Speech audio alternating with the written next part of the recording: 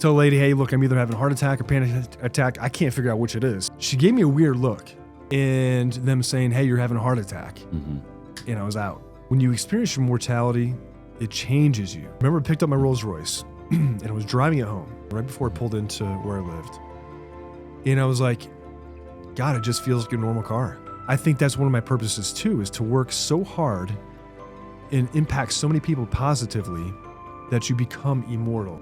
And I pulled the gun out and I started looking down the barrel and I didn't pull the trigger. Thankfully, obviously.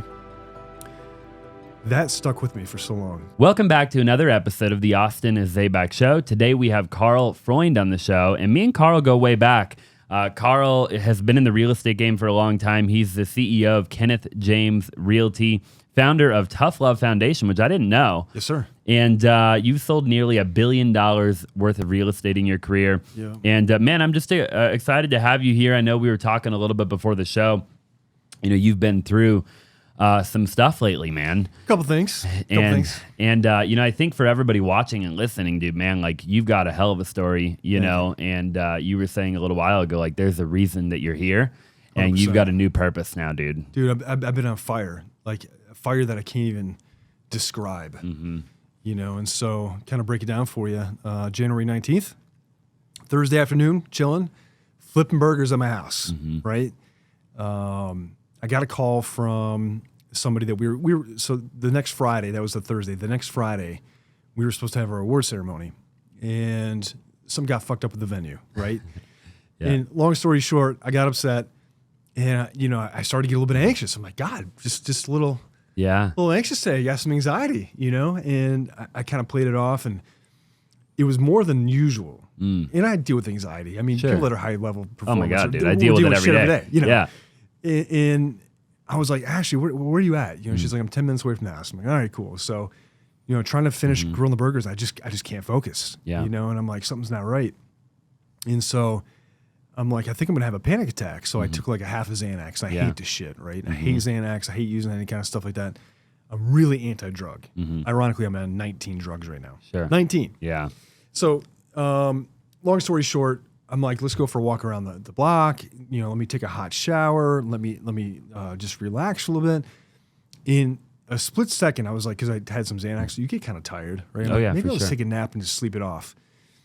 But something was different, and I'm like, something's not right. And so I remember I took a shower, and when my body got cold, I started shivering uncontrollably. And I walked from the bed to like where I was going to get some clothes out of the closet, and I collapsed. So I'm in my boxer shorts, laying on the ground. Sure. And I FaceTimed a good buddy of mine who's a PA, right? And I'm like, hey, dude, something's not right. He's like, hey, dumbass, go to the emergency room. Sure. You know, it'll be all good. So now I had this at this point. So it started about, I remember exactly 12:10 in the afternoon. Now it's 3:30 or so, right? So I've been delaying this for 3 hours trying to put it off.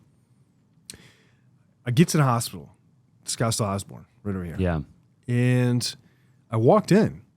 So Ashley drove me, and she drove like 35 and a freaking 40 miles an hour. She's taking her sweet ass time. I'm like, babe, you can probably hustle it up a little bit, you know? Yeah. And so I walk in, long story short, tell a lady, hey, look, I'm either having a heart attack or panic attack. I can't figure out which it is. She gave me a weird look, you know? And the double doors opened up and the gurney came out, popped me on a gurney. And then I remember being butt ass naked and the dude shaving around my junk. Yeah. And them saying, hey, you're having a heart attack. And I was out. Yeah. That was it. So I had lost consciousness maybe 2 or 3 minutes after I showed up to the hospital. And I woke up after the surgery, and they're like, hey, you know, we saved your life. Yeah. You had 100% blockage in, it's called your left anterior descending artery, which is your main artery that supplies your heart with blood. Yeah. And it's called the Widowmaker for a reason. And 88% of the people that have that heart attack die. Wow. 88%. And I had waited too long. You know, I had waited obviously 3.5. By the time I got to the hospital, it's been 4 hours. And a result of that is a big portion of the left side of my heart has died. The muscle has died, okay? And I have heart failure, and that's terminal, you know, which is really difficult to deal with. And but it's changed me for the better. as weird as that sounds. Yeah. Right. Yeah. And for when you really experience your mortality, and I know you've had events in your life recently. Sure. When you experience your mortality, it changes you fundamentally in the soul of you. And it does one of two things. It can either destroy you and you turn into a little hermit and become antisocial. Sure. Or did what it did for me is you realize that our time here on earth is very limited. And we have options. And you can either roll over and die, or you can be a badass motherfucker and take care of business. Dude, I love that. And I chose the latter. Yeah. You know, and nothing can stop me because I've literally experienced everything. Sure. And I'm no longer afraid of death. You know, I've come really, really close. Yeah. And, you know, I do believe that God has a different purpose for me, you know, and it's a situation where he said, I'm not ready for you yet, dude. Right. You got work to do. In finding my purpose in life, finding out what I can do to become immortal almost, you know, impact so many people that you become immortal. Yeah. You know, I think that's one of my biggest fears is leaving this earth, not accomplishing all the things I've wanted to do. Sure. And so when you make a mental list of these things, you got to start checking those things off, you know, and it's so important for people out there that are listening to this podcast or watching it to understand that your day is coming, whether you want it to or not. And you know your birth date, but the problem is you don't know your death date. Yeah. Mine should have been January 19th, 2023. Should have been. And so if there's any advice I can give you is act every single day like you've got limited time. Think about what people are going to say about you when you're gone. Who are you? And I really want you to understand, who are you on a different level? You know, what are you really comprised of? What makes your soul? And when you start to get that deep, then you can find your purpose. And then you can truly live a fulfilling life. Yeah. I don't think you can do it until then. Dude, so powerful. You know, and in a little while, I want to talk about like how you got to where you're at in business and real estate and all that. But while we're on the topic of like what we're talking about, right? Like what do you think was the main difference in the way that you lived your life prior to the near-death experience, right? Compared to after? Like, because I think a lot of people think that they're playing full out.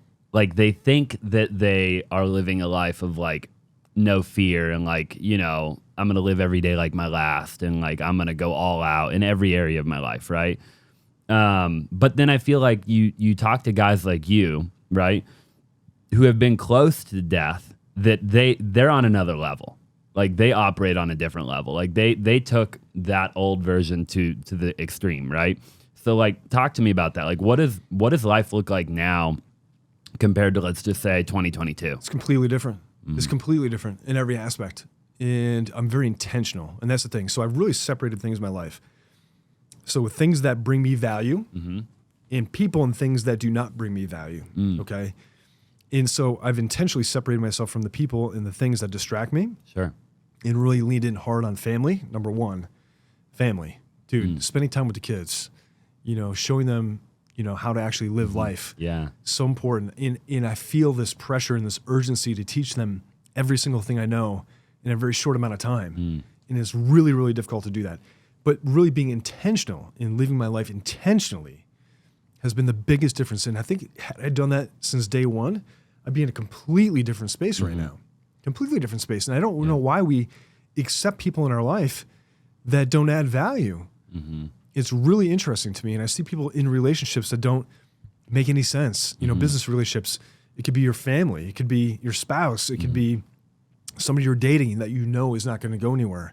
Cut it off now, man. Yeah. Cut it off now. Cut the people out of your life that don't add value and bring more people that will into your life, you know, and really spend quality time with them. Yeah. But being intentional is the biggest thing. I love that. You know, the idea of being intentional. How do you think somebody can be intentional? Like, how can somebody flip that switch in their life without getting run over by a freight train? You know, because I think like as human beings, we're the majority of us are naturally very stubborn, right? And, you know, I can like talk based on my own life, right? Like a lot of times in order for me to learn a lesson in general in life, right, I have to get run over by a freight train. It has to hurt. It has to hurt. Yep. There has to be a lot of pain, right? And when there's a lot of pain, then I'll typically make change, right? When the pain is strong enough, because there's an old saying out there that's like, I think it's like either 2 or 3 ways that you change, but one of them is like the pain gets strong enough, right?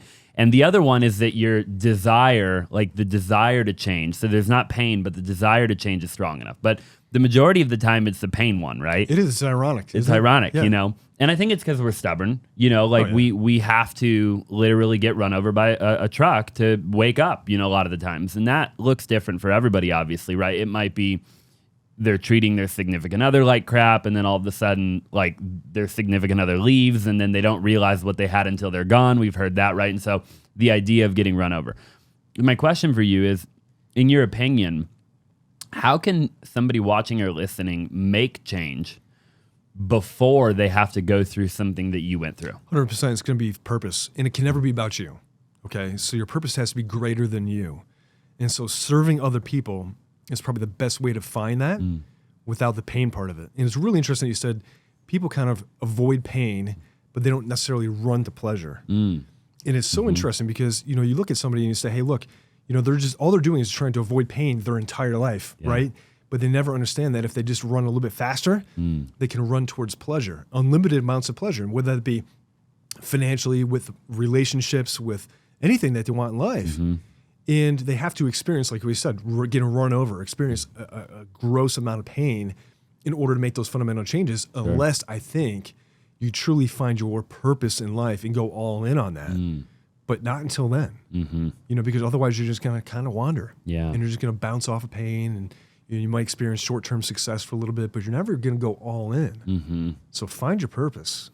And how do you think people find their purpose? Like, you're somebody who sold. Hey, real quick, I just want you to do me a huge favor. If you're enjoying the show and you're enjoying all the amazing guests that we've been having on lately, then do me a massive favor and smash the like button, drop a comment down below, and subscribe if you have not already. I would greatly appreciate it. It would mean the world to me, and we will be able to bring on a lot more big names if you help us out. Now let's get back to the show. $1 billion in real estate. You've started a brokerage. You've flipped a bunch of houses. I mean, you've done a lot, and there's a lot more that you've done, right, in your career.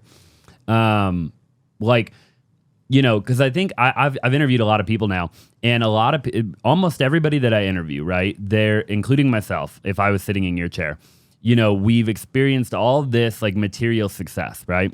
And a lot of times, like, that isn't our purpose, like the majority of the time. The majority of the time, the things that we accomplish in business and all of that good stuff, that's all great. And it's maybe a piece of our purpose, but it's not the whole thing, right? How would you say people should find their purpose? Like, is there a book that people can read? I don't think there's a rule. You're going to have to test different shit. But I can tell you right now, it's going to be serving people.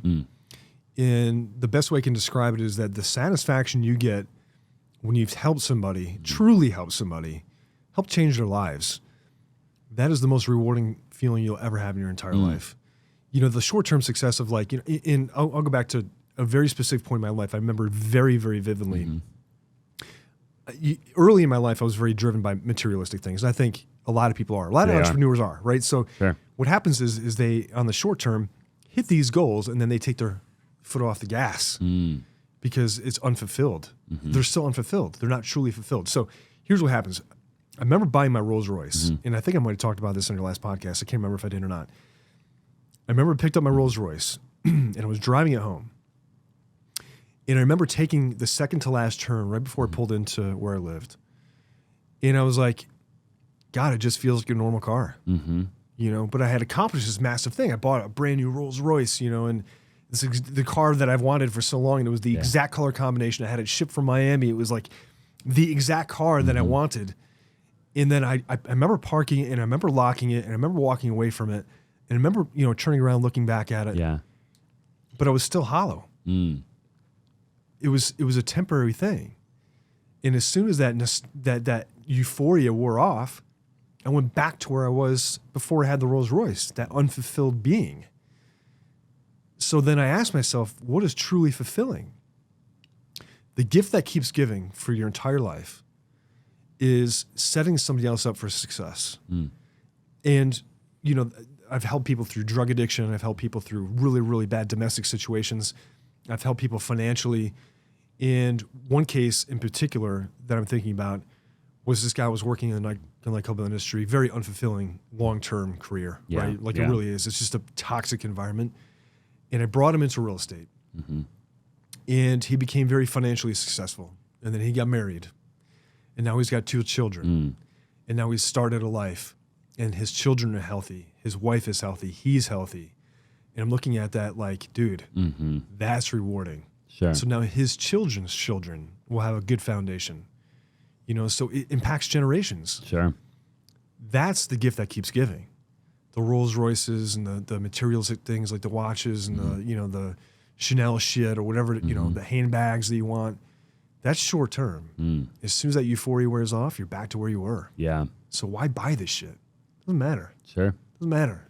Yeah, and the material things I think are a byproduct. Like that shouldn't be the main focus. But I do agree with you. Like the majority, I think, of entrepreneurs in the beginning, they do it for the material stuff. It's why they think they're doing it, right? Like, they just want it. Because I remember I was that guy too, just like you, right? When I was 18 years old, dude, I just wanted to make a lot of money.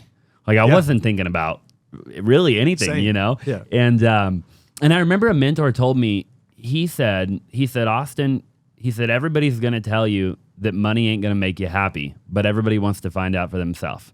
Yep. Right. And it was the idea that like, he's like, I could tell you all day long that money isn't going to make you happy. He's like, but you're going to look at me and say it's easy for you to say. And he's like, and you're going to go and want to find out, right? And on your own, Well, let's not get it twisted because I think money has a purpose. Yeah. Right. You can use money to, number one, influence people positively.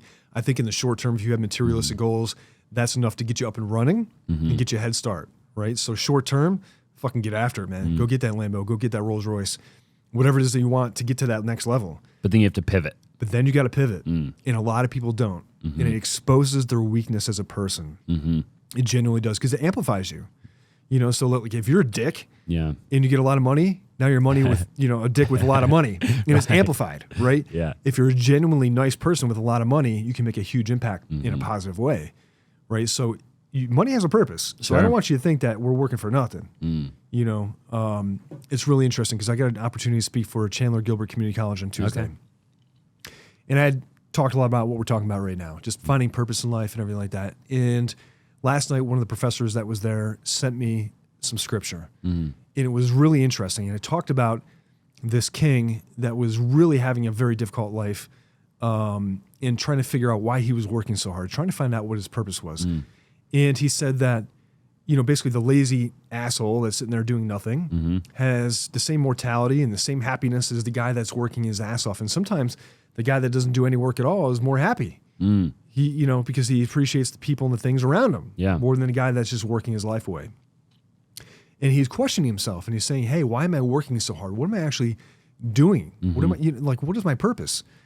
And then he came up with a solution. He said, you have to work hard enough because he wanted to be immortal, essentially.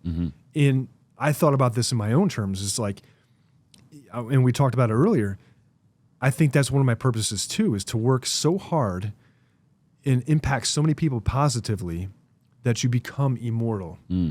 But I think it takes that 10x level to get there. So for example, like if you're working at the 95% level your entire life and you die, you're going to pass up a lot of opportunities to do a lot of cool shit with your family, with your friends, take vacations, spend time with people that you care about, whatever the situation is. But if you truly go all in, where you're 100%, and you truly make a massive impact, you can do something far greater than yourself. And that's when you become immortal. And that was his conflict. And it was so interesting to see that in writing because I fight with that every single day. With every single day. Because when this first went down, and I figured out that I've got only a few years left to live, heart failure is a bitch. Yeah. I had to make a decision, a conscious decision. I had asked a couple of people, what would you do in my situation? Because my emotions were conflicting. It was really having some difficult times. And so I went to a couple people that I trusted. And the answers were very, very interesting. And I remember very specifically one of the guys I really look up to, he said, dude, just pack it away and spend time with the fam. And then I went home and I thought about that. I'm like, that's not me. I can't do that. I'm here for a different purpose. I was given a second chance not to be a lazy asshole, but to impact as many people as I possibly can. But I think we all need to make that decision of where we're going to be when that day comes. How many people are you going to be able to impact? What kind of stain are you going to leave? Are you going to leave a massive, legacy and be legendary? Or are you going to be meek and fucking just die and wither? For sure, dude. So how are you balancing it now?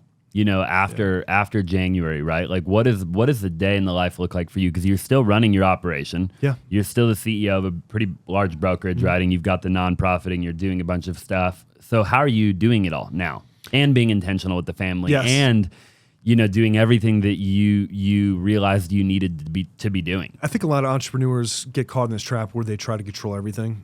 They don't really delegate very well. And I think that's one of the things I've really struggled with in my life, especially, is trying to delegate things. And I always think I'm like the best at everything. And I need to realize I'm not. There are people out there that are far better than I am at literally everything that I do. Yeah. And it's my job to bring them into the fold. And so what I've done is we have a board of directors, and I've really put a lot off on those guys, and they've taken a massive workload off of me, and they're better than I am at a lot of the things that we do, most of them, if not all of them. Yeah. So those guys are really kicking ass. With my life has really changed a lot. I wake up at 4:45 in the morning. Dude, I wake up and I'm fired up, man. I'm fired up. Yeah. I'm just looking for the next thing to do. And so I really do, going back to being intentional, very intentional about spending my time doing the things that are going to move the needle forward and ignoring all the distractions. And then when I'm spending time with family and friends, very, very intentional. Like what we're doing right now, my phone's off. We're focused on each other. We're enjoying each other's time and doing that at a very, very high level and operating at that level every single day of my life because I've got limited days left. Sure. Limited days left. And I'm very, very aware of it. And I talk about it. Everybody's got a shot clock.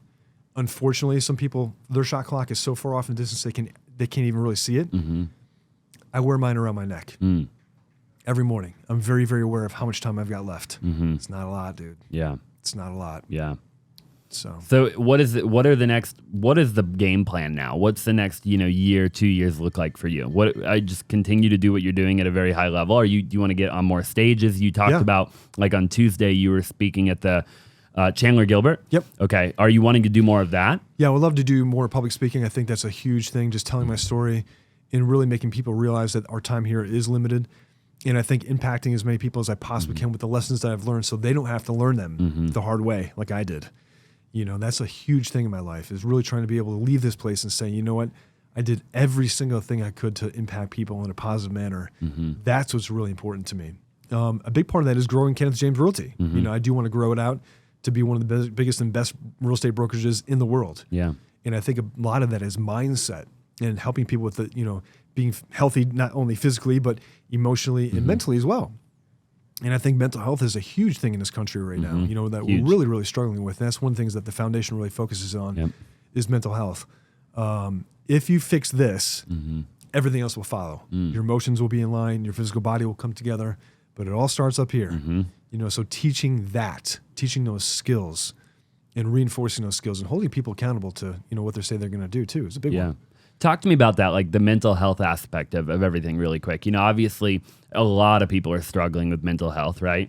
How can somebody start to transition into a more healthy version of themselves if they're struggling mentally? What does that look like? What can people do?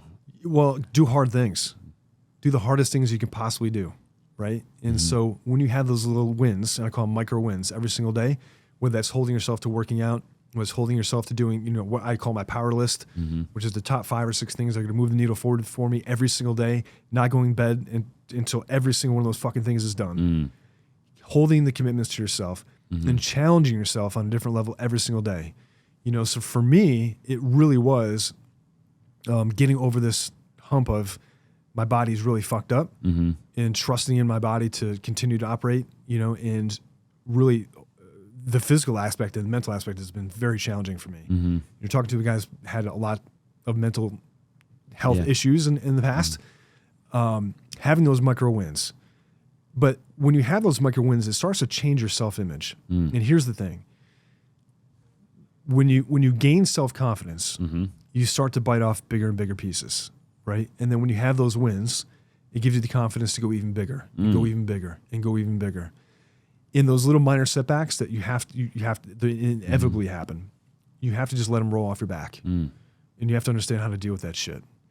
You know, so the biggest thing for me is just winning every single fucking day. When I put my head down at the end of the day and I rewind and I look at my day, I'm like, I fucking won today. And then you win the next day, and then you win the next day. And pretty soon your self-image changes and be like, I went from a loser to I'm a fucking champion. You know, and that's so healthy. Sure. It's so healthy. Yeah, you know, I think a lot of people chase the easy thing, right? Like every day they want to do, they get to the why, the fork in the road, right? Multiple times a day. You know, like they're at McDonald's, wherever. Like, and you know, as a society, we're progressively getting closer and closer to like the version of ourselves that is like choosing the easy thing, right? I'll just drink the beer. I'll not work out today. I'll not do the cold plunge. I'll watch TV instead of read a book. I'll just whatever instead of, you know, watching a podcast or whatever, right? And because, you know, Mark Manson actually talks, I don't know if you've read any of his stuff, The Subtle Art, like you've seen that orange book. Yeah, sure. Subtle Art, Not Giving a Fuck. Yeah, that one, and then Everything is Aft, right? Yep. So he has two phenomenal, I actually love them both. They're both great books. And a lot of it is talking about like suffering, right? And the idea that everybody's suffering and that suffering is a part of like life, like literally. And everybody's avoiding suffering when in reality, they should be chasing it, right? And they should be embracing it. And like, how can people practically start to do that? You know, like today, like how is it, like you said, just the tiniest little victory of choosing the hard thing, and then day after day after day, it's just like, yeah, you become a hard motherfucker when you do hard things, right? So a lot of people wake up and they have a lot of different options. Hey, I got the option to either sleep in or I can get my ass up and I can go fucking work out. Pick the hardest thing, you know, and that'll get you to the right place every single fucking time. You know, and I'm so sick of people with these excuses saying, oh, I'm fucking tired. We're all tired. Everybody's got bullshit they deal with. It's how you deal with it. So seek suffering. You know, so when I've got two different options, I'm like, you know what? I can take it easy today in the gym, or I can go all out. Guess what I'm doing? I'm going all out. I'm giving everything I fucking got. Every single drop of energy I've got is gone at the end of the day. Everything. Everything. I've left it all on the table. No regrets. I hold nothing back. So a lot of people sit there and they'll take the easy route, right? And guess what? Your self-image changes. Be like, I am a loser. I do the easy things. I'm not ready for the hard things. I can't tolerate that. Then they seek, you know, they seek the easy way out and they avoid those hard decisions. You can't fucking do that. Where are you going to get with doing the easy shit all the time? nowhere. Simple as that. So make the conscious decision. And a lot of it has just become subconscious for a lot of people. You know, it's very easy to come home and just turn the TV on and sit down, right? Be like, nope, that's not who I am. So who are you? You know, you have to ask yourself that. What kind of decisions am I going to make right now to get where I need to be? Every single day. Yeah, I love that, dude. Yeah, I think it truly phenomenal advice. You know, the person who does the hard things every day will. There's an old saying that if you do the hard things every day, you'll live an easy life. It's true. And if you do the easy things every day, you'll live a hard life, right? And it's a paradox, you know, because we don't realize that by doing the hard things, we actually live a better and more incredible life, right? Well, then the hard things become easy. You know, and that's what people don't really understand, is that you can condition yourself to do hard things over and over and over again and program your body and your mind to just do it, not realizing it's resetting that fucking pain threshold. Right? So that pain threshold goes up. And a lot of people, when they seek the easy thing, their pain threshold comes down. Now, everything seems hard. Really, really a psychological trick. So when you seek out hard things like doing marathons or doing 10Ks or running as hard as you possibly can or pushing yourself in the gym, not just physically, but you know, mentally dealing with really hard emotions. Maybe you got some trauma in your past, bringing that shit to the surface and really dealing with that and putting that to bed, your pain threshold increases. Seeking out really hard things, guess what? Pain threshold increases. Now you can tolerate more. Now shit that normally would bother you doesn't fucking bother you. Rolls off your back. Be like, dude, I'm dealing with bigger shit. I ain't got time for that. Right? It's so true. Hey, really quick, I'm sure you already know, but I've done over 2,500 wholesale deals in my career, and me and my team consistently do anywhere from 1 to 2 wholesale deals a day. If you're looking to get better at wholesaling, or maybe you're brand new, you've never wholesaled a deal, I would actually love to coach you. I would love to mentor you, and I would love for you to be a part of our education program. All you have to do is go to www.flippinsimple.com, or you can find a link in the description down below and book a strategy session with my team to see if you would be a good fit for our coaching program. Again, this is our exact strategy and formula of how we are actually able to go out every single day and do anywhere from 1 to 2 wholesale deals a day. Nobody's talking about what we're doing, and I really look forward to coaching you and mentoring you. So again, go to www.flippinsimple.com. Now let's just go ahead and get back to the show. Yeah, I've experienced a lot of that in my life, and you're totally right, dude. And like you were saying a little while ago, your self-confidence goes up with it, right? Absolutely. Like you become more and more and more confident. I think a lot of people, and I struggled for a long time, lacking self-confidence, and I just kept putting myself in the most uncomfortable situation I possibly could, right? And still to this day, like if I always am just like, how can I be uncomfortable? How can I be uncomfortable? And eventually you become fairly confident. You're like, okay, like I could probably handle just about anything that comes at me. Yep, without a doubt. You can't take me down, right? Yep. Yeah. Yeah, become undeniable. And that's one thing, is that really, truly find out who you are and what you're made of. And what's interesting is when you start winning becomes easier. When you start losing becomes easier. Sure. Yeah, momentum. Yep. Momentum works in either direction. Sure does. Right? Yeah, I couldn't agree more, dude. So talk to me about the Kenneth James, and the brokerage side of everything. Obviously, you have a massive goal. You said it a minute ago. You want it to be a worldwide brokerage or a nationwide brokerage, massive brokerage nonetheless. Talk to me about how you got it to the point that it's at, and then how you intend on getting it to the point that you're talking about. Yeah, so I've got it pretty far, right? So we're in 5 states now: California, Arizona, Colorado, Georgia, and Florida. And we are licensed in Texas, but we haven't pulled the trigger on that yet. And I know that we can become the best brokerage in the nation, hands down, but we need to attract the right people. And so we've made some conscious decisions saying, hey, look, we're not going to tolerate agents that are just going to hang their license and do nothing. We've really decided to attract high-level producing agents, because you are who you surround yourself with. Where they say you're the average of the 5 people you spend the most time with. I want the average and the bar to be set very, very high. Sure. And so we're welcoming in people that have the mindset, not necessarily the production. So somebody with the mindset is like, yeah, I want to be a savage motherfucker. I want to be a badass agent, female or male, right? We can take you there. We can take you there. But I need that foundation first. I need that mindset first. Because I can teach you everything else. I can teach you marketing. I can teach you how to sell real estate. I can teach you the admin side of it. Those are the easy things. Sure. The things I can't give you is the emotional toughness, the mental toughness, that savage mindset, that desire to accomplish more than just you, and that's really, really important to me. So when we surround ourselves with people and agents that are really high-level producers, they tend to breed more agents that are high-level producers. Sure. So we can take over a state like California with 200 agents, 300 agents. You don't need 5,000, 6,000 to do that, right? And I think the business model in the industry is completely fucked up. It's a race to the bottom.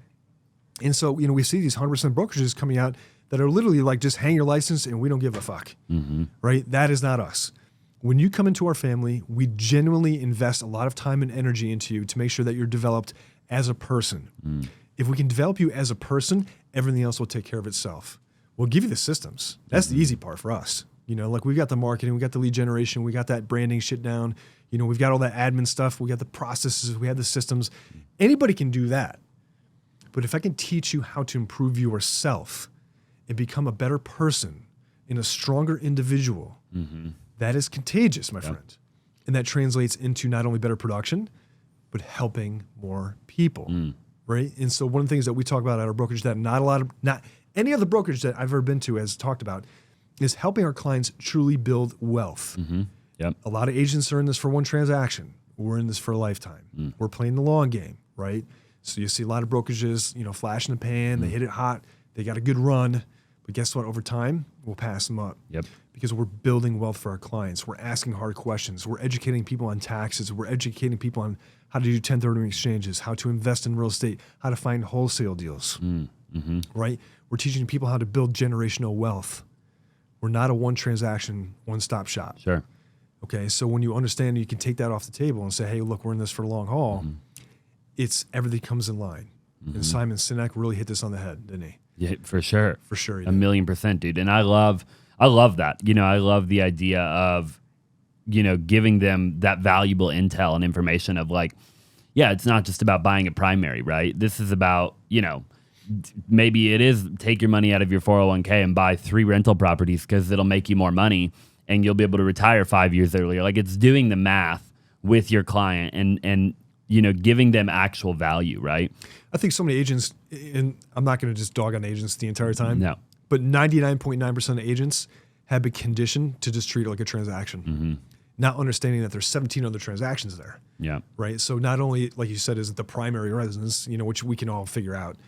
It's how to build wealth. Are we going to buy an Airbnb? Are we going to do a fix and flip? Are we going to build apartments? Are we going to do multifamily? What can we do to leverage up? Yeah. And the younger generation, if you're watching this, real estate is hands down the easiest way to get wealthy. For sure. And 80% of all self-made millionaires and billionaires did it through real estate. You have to. You have to. In what other industry are you going to borrow somebody else's money to buy an income-producing asset? Right. You can't do it. You can't do it. Right. So like the government says, we'll give you tax advantages if you buy real estate. Sure. It's a no fucking brainer. Right. And here we are, a rental society. And you know who's at fault? Real estate agents. Because we haven't educated people on how to buy fucking real estate and invest in real estate. And it's driving me goddamn crazy. And as a CEO of a company, I have a duty and obligation to people out there to show them how to do this. Period. End of story. It's my obligation. And it starts at the top. It's on me. Yeah. So we're doing it. I love that, dude. And how do you start? Like how does an agent get familiar with the world of investment, real estate and wholesaling and Airbnb and like how does your app? Because there's a statistic that I heard the other day that was like, I can't even remember what it was, dude. It was not a great statistic. It was like 90 some odd % of real estate agents like don't own any real estate. Right. Yeah. I think it was like 90, dude. It was it was do bad. as I say, but not as I do. Right. It doesn't make any sense. Yeah. So number one is get involved. And a lot of my agents, I'm holding them accountable because a lot of those guys, especially the guys and girls, younger generation of real estate agents, they rent. Yeah. They want that nomad lifestyle. I'm telling them, I say, hey, that's fine. You can rent your primary. Sure. You can do that, but go buy investment property. Sure. Please just go buy property. And so go through the process. Do 1031 exchanges so you understand it on a very, very deep level and you can speak intelligently about it. Go out and try to find wholesale deals. Go out and do a fix and flip. You're going to lose money, hands down. Like I lost money on my fix and flips, probably 5 out of 10 of them for the first 20 or 30 of them. Till you learn, Right? Just get your ass kicked over and over again. But that's what it takes. So now I can say from experience, this is what to do. From experience, this is not what to do. Right. And so when you can talk about it on a different level, that faith and that trust just happens organically. Sure. Right. And so a lot of agents go into these conversations saying, hey, buy real estate. And then the client's looking at them like, well, how much real estate have you purchased? Well, I rent. Okay. Well, you're not the agent that I want to work with. I want to talk to the Austins that have been kicking ass for the last freaking 10 years and bought 30 properties, fix and flip fucking 50 of them.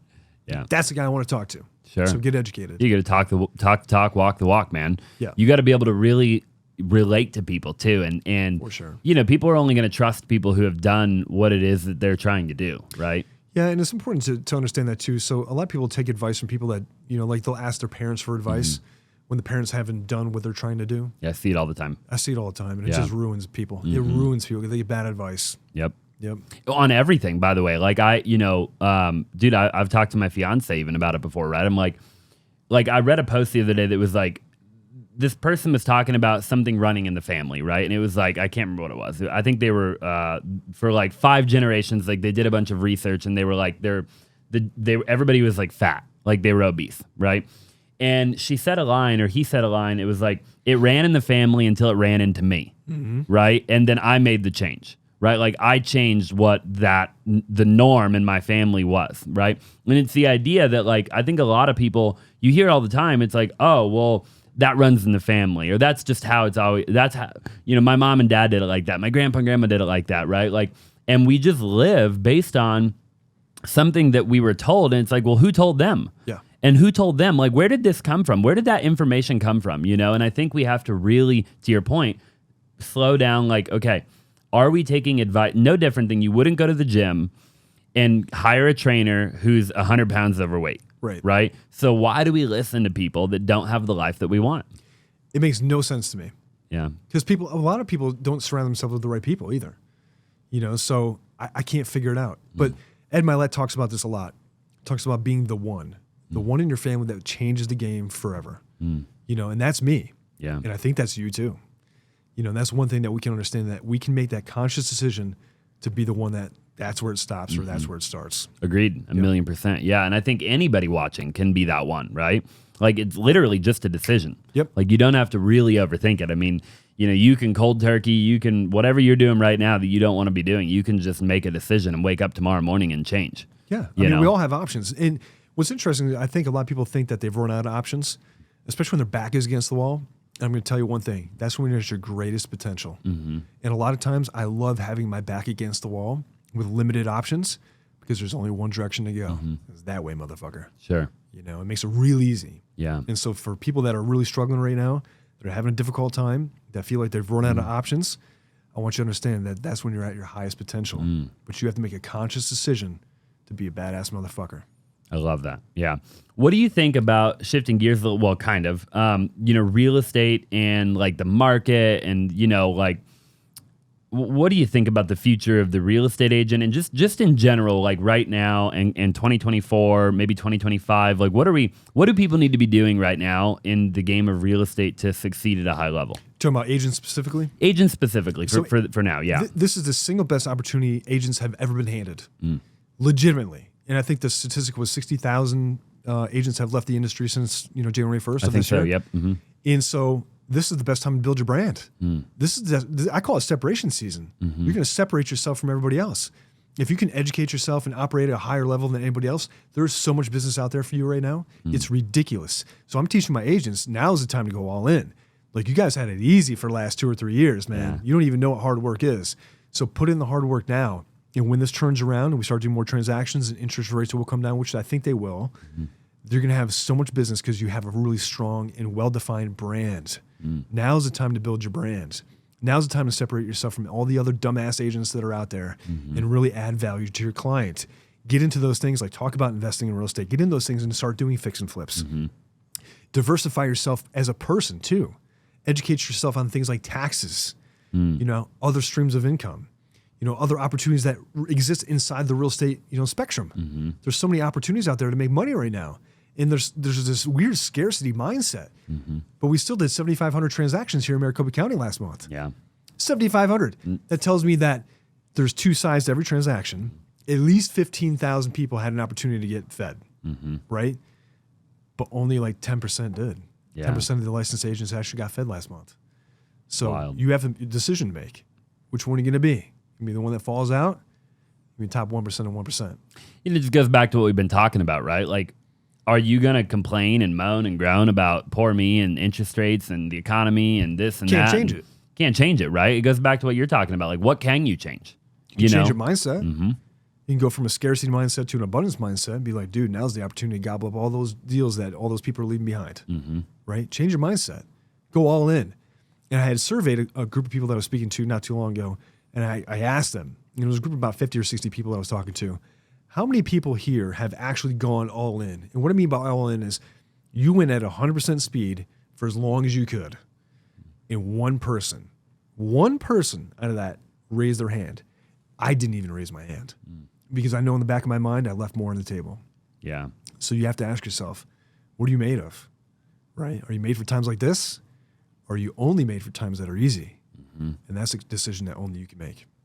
Yeah, everybody was like, I've met a lot of people that got into real estate in like 2020, and I'm like, dude, you're freaking spoiled, bro. You're fucked. You're screwed. You're messed up mentally. Like you don't know, you don't get it. Like you don't understand what it takes to do real estate, right? Like, and I've had people on the podcast even where they're like, they got in 2020, they crushed it. I'm like, dude, I'll get you back on the podcast in 2 years.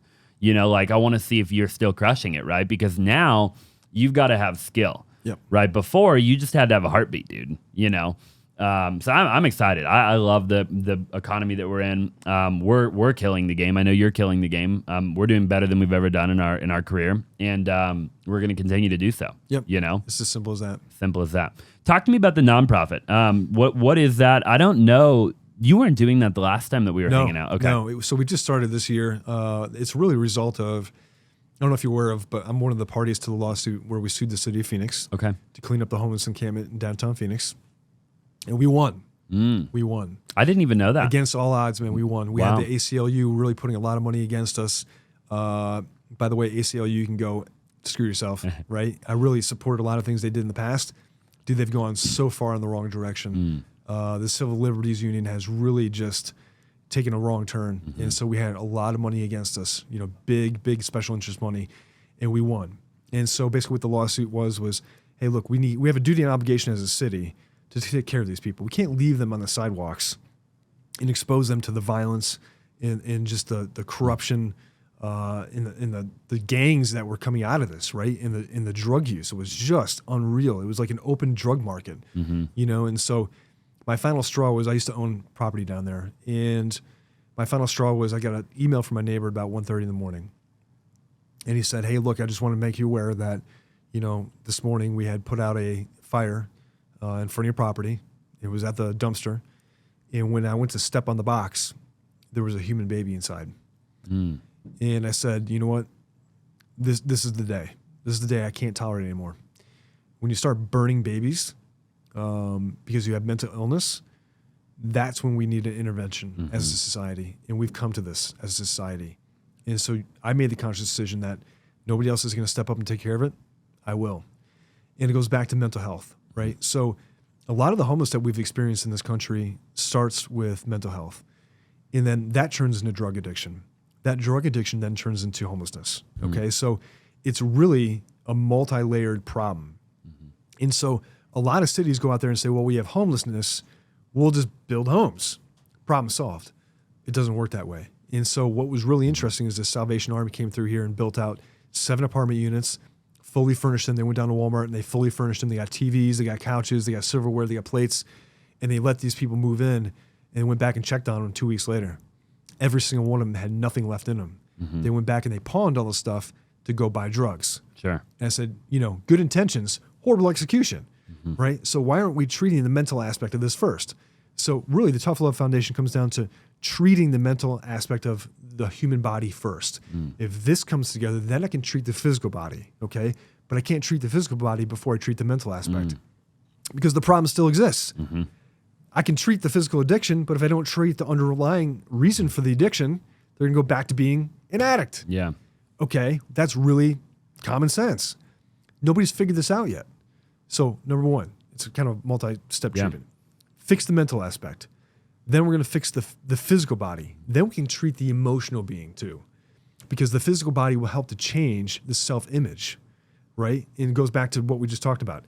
If the self-image changes from being homeless, a loser, a drug addict, unhealthy, obese, whatever the situation is, to being healthy, mentally capable of dealing with stressful situations, not needing to turn to drugs, making the right decisions throughout the entire day. Now I'm a winner, right? And when you take care of that that physical body, you become proud of that. You're not going to ruin it with things like drugs and eating the wrong way.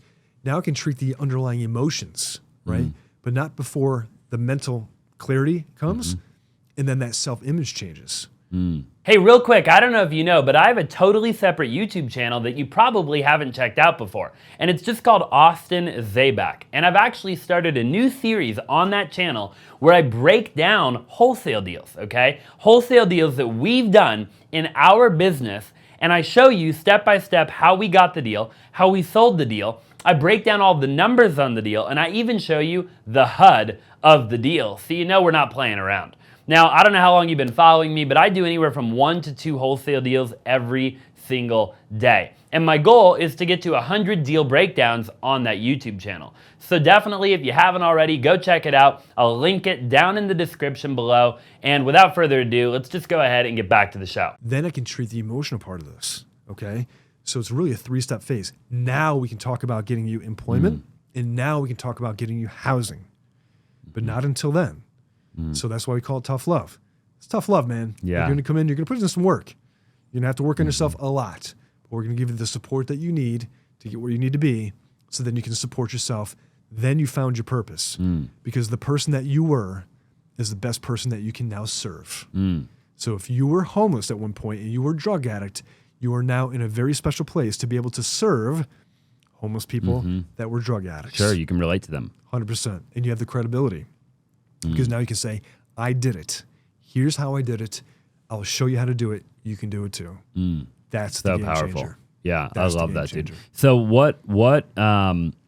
what's the goal with that? Like, how many people do you want to get through that program, or what do you what's the vision? Well, the vision is, I think it's teaching other people how to do that as well.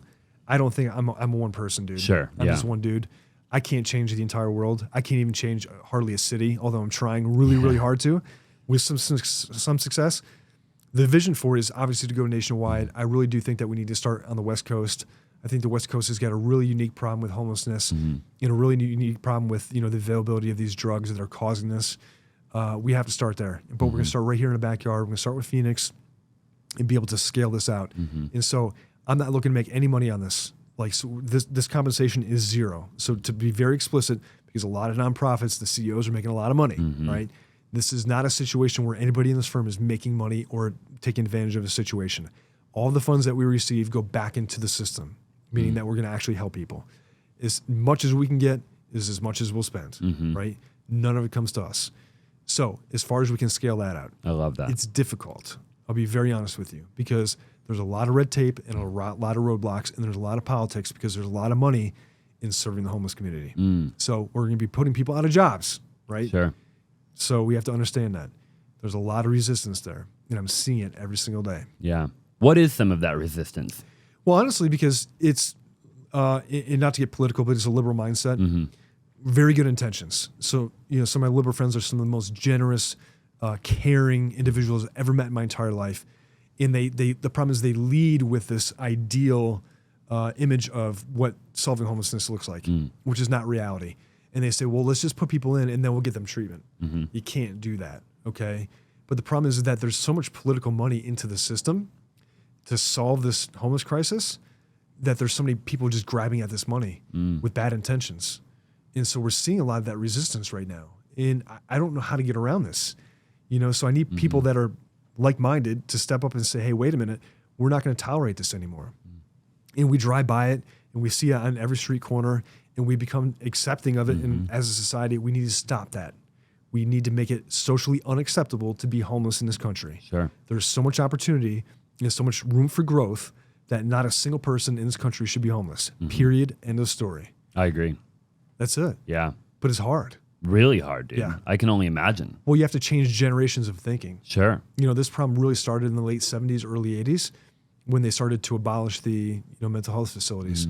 Mental health in this country has really taken a dark turn. We need to go back and say, wait a minute, we've been doing it wrong. Yeah. We need to address these issues. That's why we're seeing these mass shootings. Social media does not help.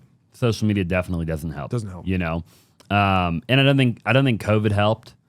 No, for sure. There's a lot of crap that we get without getting political. But I mean, obviously, why do you think, why is social media, because social media is so interesting, right? Like, you give somebody a gun, right? The gun's not bad.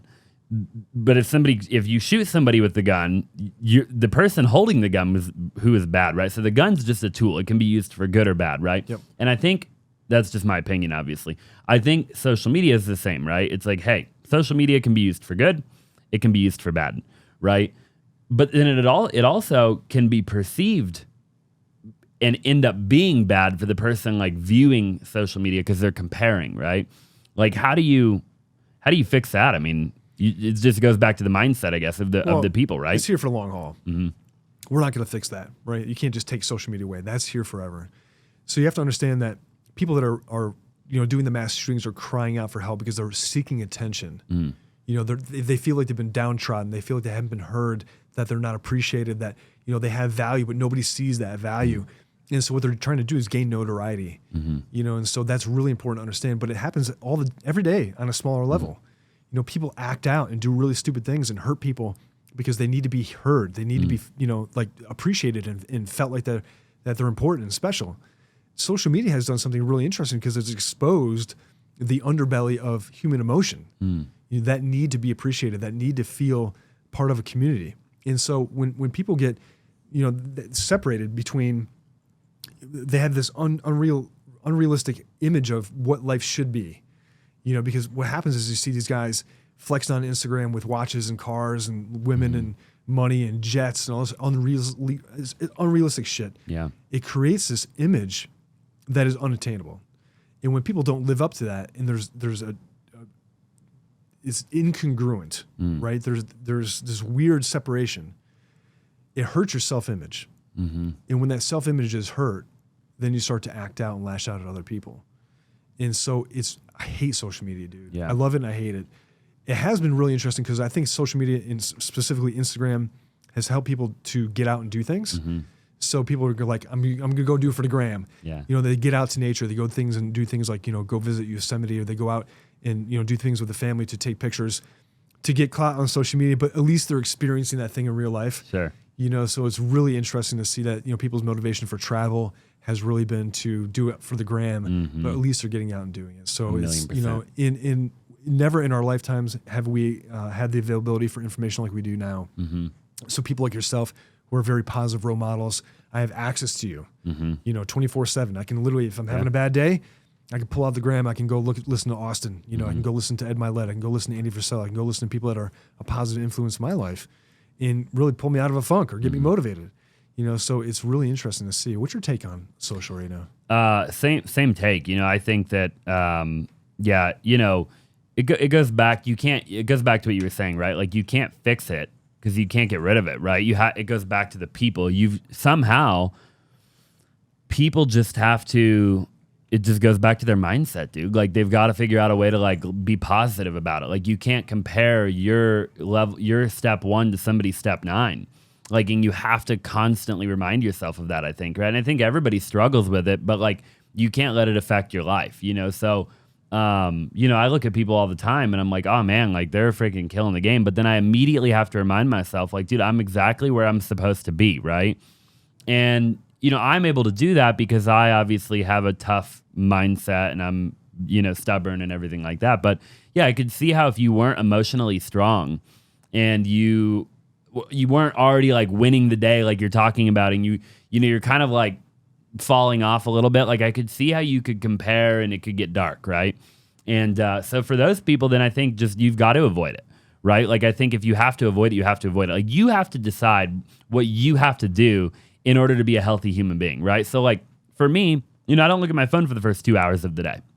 Right? It's a habit that I know that I need, right? Like when I wake up, I want to just like hang out for a while, right? And I just kind of do my thing and I lollygag around and I do whatever I do, right? But I'm not like scrolling through social media. And then even when I'm on social media, I'm posting typically. So like I would say 90% of the time I'm putting out content, not consuming content, right? And so that's what works for me. So I think people have to figure out what works for them, right? And it's going to be different for everybody too, I think, Oh yeah, without a doubt. 1,000,000%. So I don't know. There is definitely a problem though. Massive problem. To your point. You talked about your favorite quote here, and I wanted to print this out because I always love the favorite quote part. Everything you've ever wanted is on the other side of fear, and we've talked a lot about that, right? And I love that quote, by the way. How do people overcome fear? Because fear is so real in the moment, right? Like I'll give you an example. Like for a long time, and I still kind of struggle with it. You probably won't even believe me when I tell you this, and I'm happy to tell it on camera. I've told it before. I struggled for a long time public speaking, right? You could tell me there's 1 billion people watching me on that cam right now, and my heart won't skip a beat. Doesn't even bother me. But for whatever reason, for a long time, you put me on a stage in front of 30 people, 50 people, 100 people, and I'd have fear, right? Like that felt very real, right? Like real fear. And I've obviously slowly started to overcome that over the years by putting myself in that situation over and over and over again. But for people, it could be anything. It could be fear of literally anything, right? Like how do you, in the moment when fear seems so real, I feel like it's easy to say, oh, just do it anyways. But most people don't do that. So like how do you... Well, I think you answered your own question. Yeah.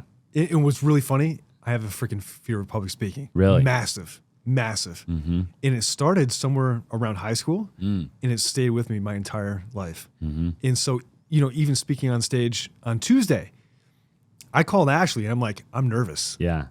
5 minutes before I went up, I was like, I'm nervous. And, she walked me through it. And, of course, I had to make a decision. Am I going to actually, who am I, right? Yeah. To make a decision, I'm going to go ahead and get it done. You got to just execute. So your mind has been pre-programmed to fear certain things, but you have to really logic through it and say, am I in physical danger? No, I am not in physical danger. The worst thing that can happen is someone's going to point at me and laugh at me and make me feel like shit. Okay. Yeah. That is the worst case scenario. So go back to the worst case scenario. So if you're looking at a situation, whatever it is, public speaking, what's the worst case scenario? Okay. Then just accept it and accept your fate. Yeah. You know, it's so funny to me because it is such a psychological barrier for a lot of people that you just have to just go through it over and over and over again. But here's the thing. If you've been seeking out hard things for your entire life and you come across a hard thing, it's easier to make that decision. Sure. 1,000,000%. But if you've been sitting there and you're making the wrong decisions every single day, guess what? Fear comes up, turn around. You're going to run the other way.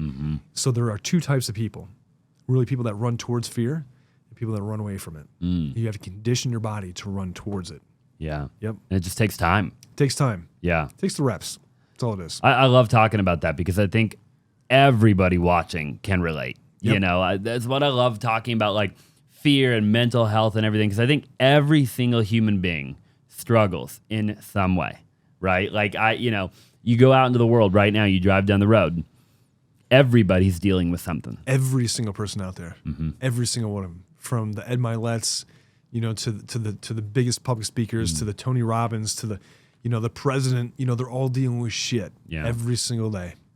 Every single Wild, day. Dude. Just Wild. People. We're all just people. Your mantra is you are your own limiting factor, which plays 100%. right hand in hand with what we just talked about. Yep. Right? Like you getting your own way. Yep. Yeah, you always do. Because you just think about it too much. And it's really interesting because I think a lot of people fear success for whatever reason. Not failure. Well, yeah, I think they feel everybody fears failure, but I think on a different level. They self-sabotage, right? And it goes back to self-identity too. And so what happens is if you don't identify as a successful person, you'll sabotage your success every single time. I've done it. I did it for like the first 20 years of my career. Elaborate on that a little bit because I find it very interesting. I've talked about it before. Let me rewind it. I became very wealthy at a very young age. Okay, I made my first million at 23. I made multi-millions at a very early age. By 27 years old, dude, I was dead broke. At 28 years old, I will tell this story. I haven't told it publicly a lot. 28 years old, I was living in a one-bedroom apartment in Tempe. And it was a early afternoon. I was just having a shitty day. Dude, everything around me was crumbling. Financially, I was at my end of the rope. I had nothing left. I was working as a handyman, making $12 an hour. I was working in the nightclub industry, trying to get DJ gigs. The real estate industry was shit. I came off a massive failure where I had to sell everything. I had to foreclose on my houses. I had my car repossessed. I had nothing left. I had just shit furniture in my apartment. And I remember sitting on my bed, and I had a gun in my nightstand. And I pulled the gun out, and I started looking down the barrel. And I remember very specifically turning the gun just a little bit into the light and looking down the barrel, and I could see the hollow point down in the chamber. It was loaded. And I'm like, today's the day. And I thought about how I'm going to do it. And I was like, I'm going to point it into my mouth. I'm going to use my thumb. I'm going to pull the trigger. And I said, before I do that, I just want to go outside one more time, feel the sun on my face. And I didn't pull the trigger. Thankfully, obviously. That stuck with me for so long. I failed many more times beyond that. Not a lot of people know that, but, I started a restaurant, which I sold it for way under value. I started a nightclub and it went bankrupt inside a month. I had failed at other real estate attempts. I had done so many things the wrong way. When I started Kenneth James Realty 9 years ago, I still had the mindset of a loser, as a failure, and so I would self-sabotage a lot. I would, hire agents on and then I would ignore them for whatever reason. I'm not good enough. I don't deserve this success. I would start to have success in selling real estate and I'd pull my foot off the gas. I don't deserve that. Hey, real quick, I don't know if you know, but I actually wholesale real estate nationwide, and I have buyers all over the nation looking for incredible deals. So if you're a wholesaler and you locked up a deal and you're struggling to find a buyer, I would love to partner with you up on it, and I would love to help you sell it. All you have to do is text me 480-418-5339 and just let me know that you have a deal that you need help selling. Again, the phone number is 480-418-5339. Let me know that you have a deal, you want me to bring a buyer. Somebody on my team will reach out to you right away and we will help you get it sold. Now let's just go ahead and get back to the show. I'm not good enough for that. I don't deserve to make a lot of money. And then I did start to have a lot of wins over and over and over again. And I was like, wait a minute. Feels good to win. Feels good to be a winner. And eventually you have enough wins that you start to get self-confidence. And all those thoughts about being a loser and all the failures behind you, realize that that was the setup that you needed to be successful. Because it takes that. It takes those really, really low moments to appreciate the highs.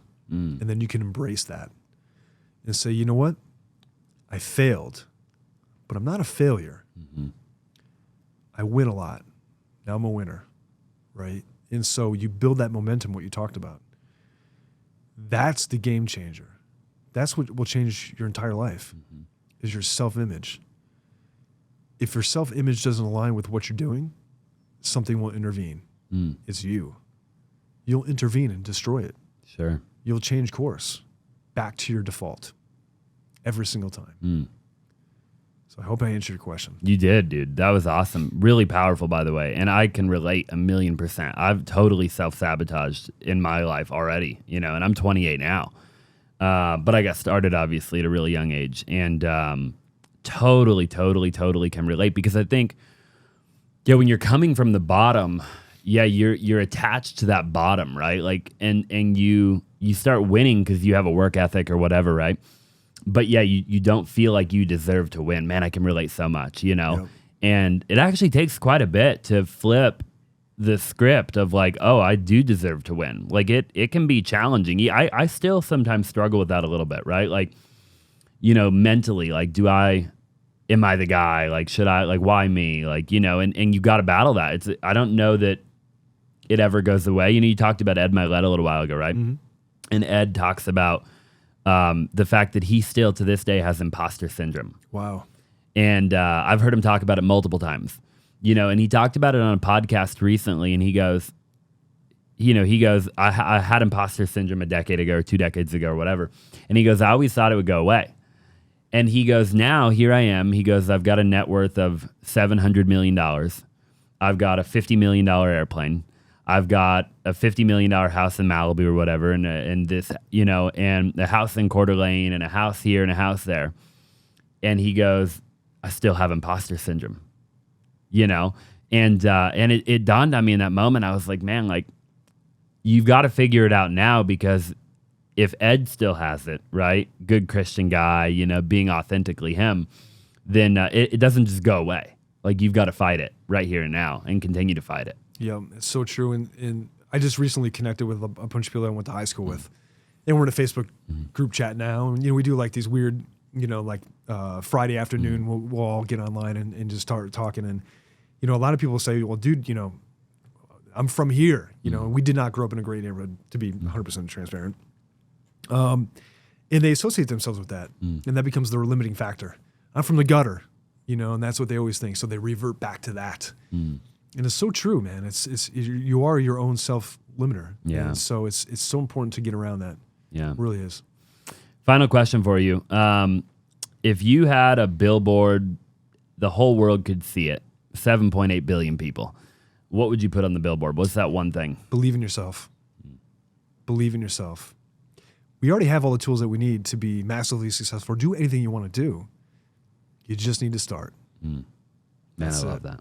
So powerful. So powerful. Karl, dude, it was a pleasure. I know we've done it before on a different podcast that I had. I'd love to do it again, and see how the Tough Love Foundation is going. Love that name, by the way. Thank you. Goes perfectly with what you actually described it to be, right? Where can people find you? How can they connect with you if they want to do real estate with you or they want to, be a part of what you're doing? What's the best way to reach out? Instagram, by far. It's just Karl_Freund, Freund.